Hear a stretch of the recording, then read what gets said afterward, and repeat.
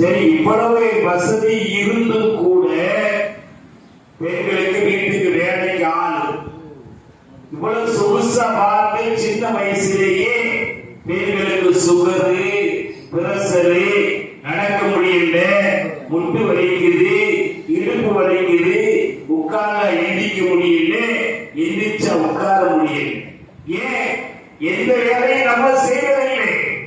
அந்த காலத்துல எல்லா பெண்களும் உடல் உழைப்பு இருந்தது, வேலை செய்தார்கள். இப்ப எல்லாம் மிஷின் செய்து நம்ம ரெஸ்ட் தான் எடுக்கும். அப்படி இருந்து நம்ம சோம்பேறியாக ரசூலுல்லாஹ் தம் பிள்ளைக்கு எப்படியெல்லாம் கொடுக்கல. அவங்க ரொம்ப கஷ்டப்பட்டாங்க. ஒரு வேலைக்காரி கேட்டாங்க, இல்லைன்னு சொல்லிட்டு நீ ராத்திரி படுக்கும் போது சுப்ஹானல்லாஹ் 33 தடவை, அல்ஹம்துலில்லாஹ் 33 தடவை, அல்லாஹு அக்பர் 34 தடவை